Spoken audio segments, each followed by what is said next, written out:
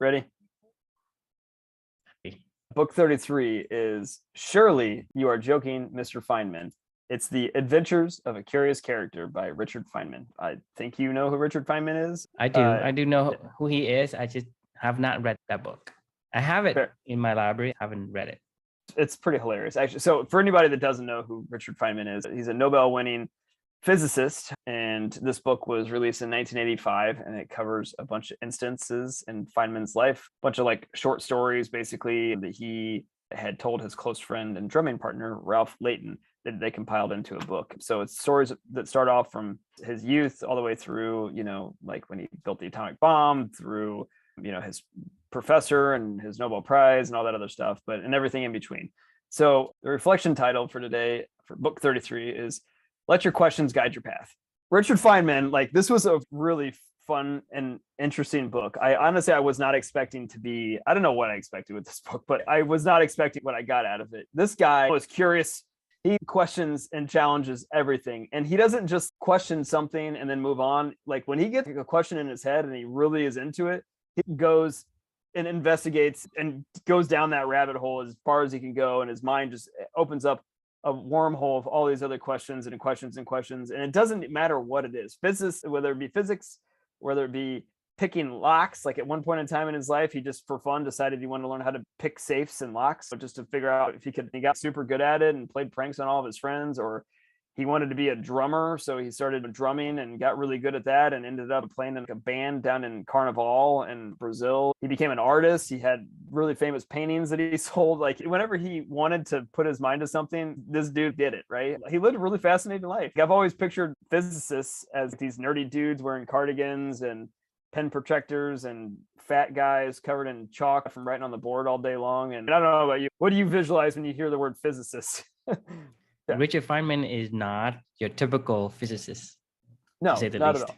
He was cool. So long story short, after reading this book and learning about his life, my reflection was, always let your questions guide your path. And, it was really inspiring for me because it's like, man, you don't have to pigeonhole yourself into this expert in one area of your life. I wrote in my reflection before I met my daughter, I was the tech guy that worked in sales, and I was a sales expert that loved sports and was competitive, right? Like that was my wheelhouse. That was my lane. That was what I did, right? If I hadn't ever met Amelia and we hadn't ever gone what we had gone through, where she kind of awoken me from my own slumber, where I now dedicate my life to living for two and trying to live the purpose and the values that she showed me how to live, I probably would have just gotten deeper and more narrow down that rabbit hole of being the sales guy that's in technology and likes to play sports for the rest of my life kind of thing. Reading books about Richard Feynman and going on this journey of your magical learning, it's just opened my mind to so many other possibilities and so many other questions. And, we just got off a conversation right before this talking about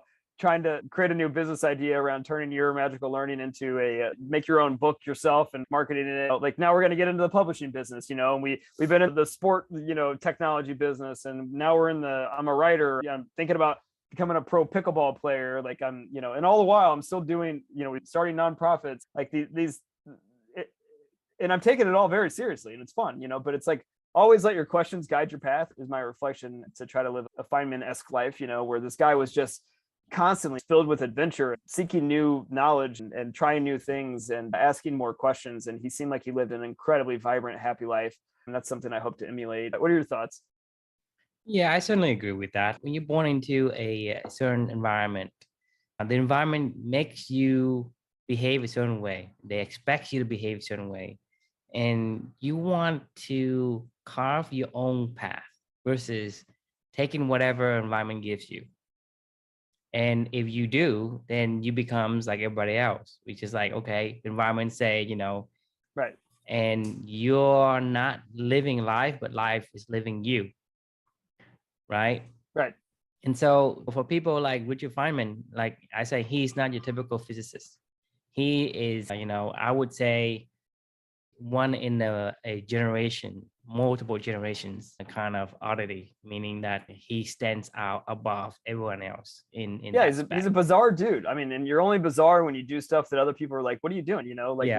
Bizarre in an awesome way. He is an awesome physicist, and he is the most, I would say, a very accomplished physicist. Winning a Nobel Prize isn't a small feat.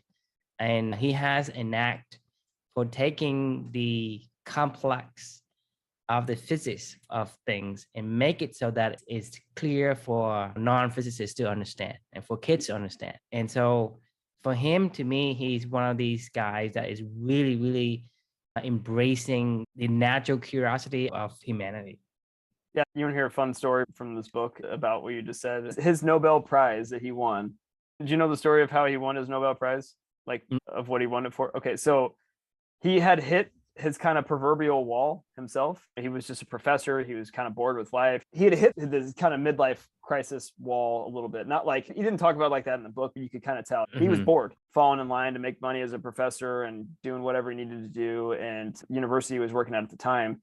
He just said, screw it. I'm going to do what I want to do. And I'm going to ask the questions that I want to ask. So this one day he was in the cafeteria and he saw like this plate that was spinning and he was like, I wonder if I could see if I could spin it in a certain way and it would do a certain thing. And he went over to his friend and he started asking him about different mathematical questions, whereas he was like spinning this plate. And this guy's like, what are you doing this for? And he was like, nothing. I'm just curious. I just want to dive into it.